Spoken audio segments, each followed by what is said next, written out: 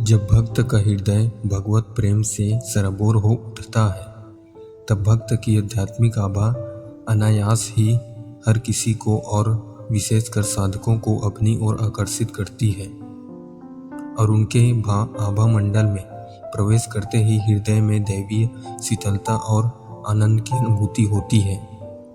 मध्यकाल में मध्य प्रदेश के बालाघाट जिले में एक छोटे से गांव में जन्मे गणेश नाथ जी भी एक ऐसे ही भगवत भक्त थे, जिनके सानिध्य में हर किसी को शांति, शीतलता और आनंद की अनुभूति होती थी।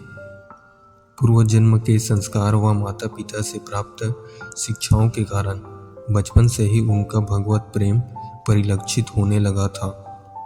उनके माता पिता बचपन से ही उन्हें भगवत प्रेम के प्रति प्रोत्साहित करते और गणेश नाथ भगवान का नाम लेकर मानो आनंद में नाचने लगते। पिता उन्हें बचपन से भगवत भक्ति के द्वारा मानव जीवन को सफल करने को प्रेरित करते। वे शास्त्रों पुराणों में वर्णित भगवान व भक्तों से जुड़ी रोचक कहानियां गणेश नाथ को सुनाया करते थे और वे रुचिपूर्वक उन कथाओं को सुना करते।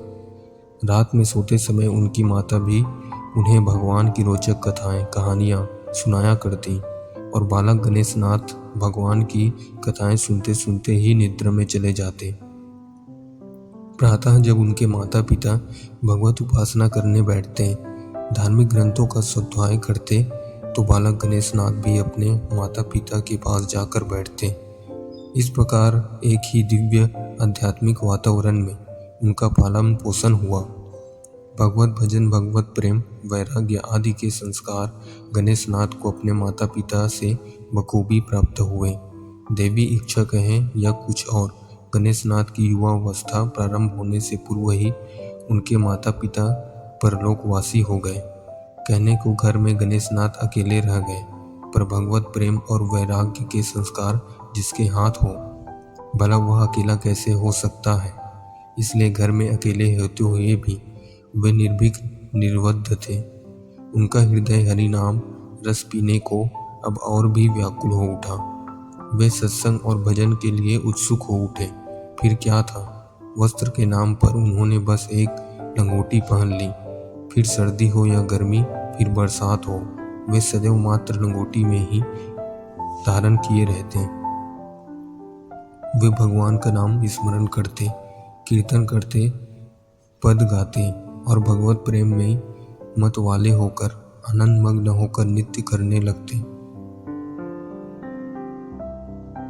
भगवान स्मरण, कीर्तन, भगवत प्रेम के प्रभाव से उनके भीतर वैराग्य की भावना और भी बलवती हो गई।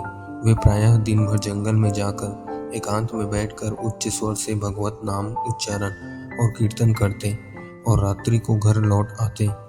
रात को गांव के लोगों को भगवत कथा सुनाते और कीर्तन करते। वर्षों बाद वे गांव छोड़कर पंढरपुर चले गए और वहीं भगवत स्मरण, कीर्तन, सत्संग आदि करने लगे। संयोगवश एक बार छत्रपति शिवाजी पंढरपुर पधारे। तब तक गणेश नाथ जी अपने भगवत प्रेम, वैराग्य व कीर्तन प्रेम के कारण दूर दूर तक चर्चित हो चुके थे। लोग दूर दूर तक उनके दर्शन व सत्संग को सुनने आते। अतः वहां पधारने वाले शिवाजी महाराज भी उनका दर्शन करने आए। उस समय गणेश नाथ जी अपने हृदय में भगवान की मधुर मनोहर छवि का ध्यान करते हुए भगवत नाम स्मरण और कीर्तन करते हुए नित्य कर रहे थे। नित्य करते करते बहुत रात बीत गई, पर भगवत प्रेम में डूबे गणेश नाथ को देर रात क्या अपने शरीर की सुध-बुध ही कहाँ थी। शिवाजी भी उनके इस भगवत प्रेम व भगवत भाव को देखकर आह्लादित थे और उन्हें शांत भाव से देख रहे थे। जब अचानक उनका कीर्तन समाप्त हुआ तो शिवाजी ने इनके चरणों में प्रणाम कर उनसे अपने राज शिविर में रात्रि विश्राम करने की विनम्र प्रार्थना की। भक्त गणेश नाथ बड़े संकोच में पड़ गए। उनके आग्रह को अस्वीकार भी करना चाहा, पर शिवाजी के बार बार प्रेम निवेदन करने पर अंततः वे उनके आग्रह को स्वीकार कर उनके साथ चल दिए। परंतु वहां से चलते हुए बहुत से कंकड़ चुनकर उन्होंने अपने वस्त्र में बांध लिए। इन कंकड़ों का क्या होगा? छत्रपति शिवाजी ने आश्चर्य से पूछा। तब गणेशनाथ बोले, सुख भोग और ऐश्वर्य के बीच रहते हुए भी ये कंकड़ ही मुझे भगवान का स्मरण दिलाएंगे। राज शिविर में गणेशनाथ के आदर सत्कार की बहुविध व्यवस्था की गई। स्वयं शिवाजी ने सुगंधित जल से उनके चरण पखारे, इत्र लगाए। स्वर्ण थाल में उन्हें विविध प्रकार के स्वादिष्ट व्यंजन परोसे गए और उनके रात्रि विश्राम के लिए स्वर्ण के पलंग पर कोमल गद्दे के ऊपर सुगंधित पुष्प बिछाए गए। यह देखकर गणेशनाथ जी तो मानो सन्न रह गए। उन्हें सुख भोग के ये सारे पदार्थ मानो जलती हुई अग्नि के समान प्रतीत हो रहे थे। शिवाजी जैसे सत्पुरुष राष्ट्रभक्त के आग्रह प्रेम के कारण किसी प्रकार थोड़ा सा कुछ खाकर वे विश्राम करने गए, पर सुकोमल सैया पर शयन करने से पूर्व उन्होंने अपने साथ लाए हुए कंकड़ पत्थरों को पुष्पों के ऊपर बिछाया और फिर उसी पर बैठ गए।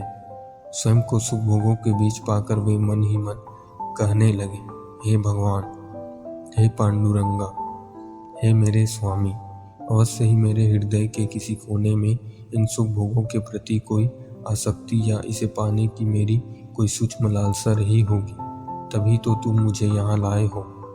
हे विठ्ठल, मुझे ये भोग पदार्थ, ये सुख भोग नरक की यंत्रणा जैसे जान पड़ते हैं।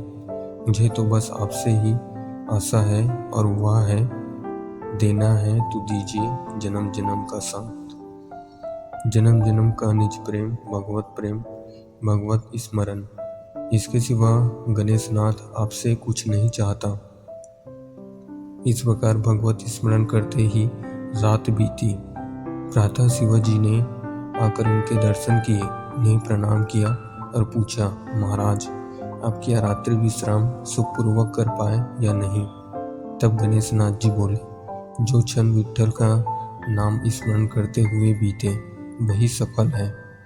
आज की रात भगवत स्मरण, हरि स्मरण करते हुए व्यतीत हुई, अतः वह निसंदेह सफल हुई। भक्त गणेशनाथ के दिव्य भगवत भाव को सुनकर शिवाजी के नेत्रों से आंसू बहने लगे।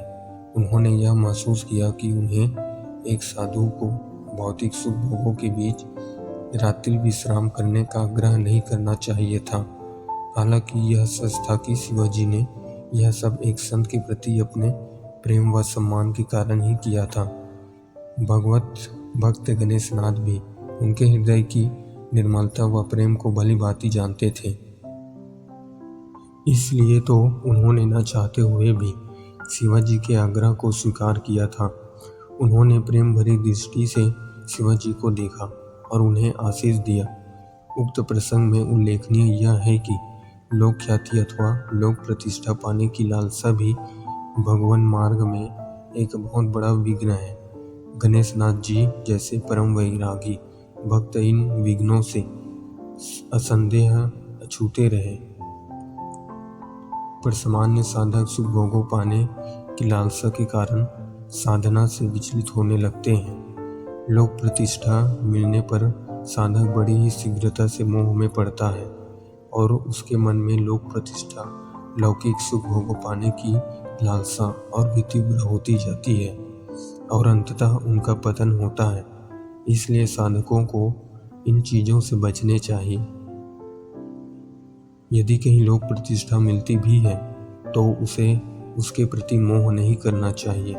इसलिए ऐसा कहा गया है कि साधक को मान सम्मान व प्रतिष्ठा को सुकर की विष्ठा मानकर उनसे दूर रहना चाहिए। भक्त गणेशनाथ इन चीज़ों के प्रति सदैव सावधान रहते थे। पंढरपुर में उनकी जय जयकार होने लगी थी। लोग उनके दर्शन व सत्संग को आने लगे थे। उनकी लोक प्रतिष्ठा बढ़ने लगी थी, पर लोक प्रतिष्ठा को उन्होंने अपने भगवान मार्ग में कभी भी विघ्न बाधा नहीं बनने दिया। अपने प्रति लोगों के बढ़ते हुए प्रेम व सम्मान को वे मानसिक रूप से भगवान के चरणों में समर्पित कर उन चीज़ों से सदैव अछूते बने रहे। पर हाँ, सत्य यह भी है कि जब फूल खिलेंगे तो सुगंध तो फैलेगी ही। उससे आकर्षित होकर भगवान के प्रेमी भक्त गणेशनाथ जैसे भगवत भक्त के प्रति आकर्षित ही होंगे। इसलिए गणेशनाथ जी जंगल में एकांत में बैठे होते तब भी लोग उनके पास एकत्र होने लगते, उनके दर्शन करते उनके साथ कीर्तन करते और आनंद मग्न हो जाते। अंततः गणेशनाथ जी के प्रेम ने विट्ठल भगवान को दर्शन देने को बाध्य कर दिया। उन्हें भगवान के दिव्य स्वरूप के दर्शन पाने के बाद तो मानो गणेशनाथ जी हजारों लोगों से घिरे रहकर भी ब्रह्म भाव दशा में ही डूबे रहते। वे उठते बैठते खाते पीते हंसते बोलते सदैव ब्रह्म भाव में ही होते। संसार में होकर भी वे संसार से अछूते रहे। ब्राह्मी भाव दशा में वे जिसे भी छू देते वह वहीं उन्मत्त होकर नाचने लगता। उनके आध्यात्मिक आभा मंडल में उनके पास पहुंचकर लोग परम आध्यात्मिक ऊर्जा की अनुभूति पाते, भगवान का नाम लेने लगते। सभी भक्त गणेशनाथ जी के सानिध्य में भगवान के प्रेम में उन्मुक्त होकर उनके साथ साथ कीर्तन करने को विवश हो जाते। वास्तव में संत और भक्त ऐसे ही होते हैं जिनके सानिध्य में पहुंचते ही मनुष्य को संसार रस फीका पर जान पड़ता है और वह भगवत प्रेम रस से सराबोर हो अपने जीवन को धन्य कर लेता है। वास्तव में बड़ी अद्भुत थी संत गणेशनाथ की भगवत भक्ति।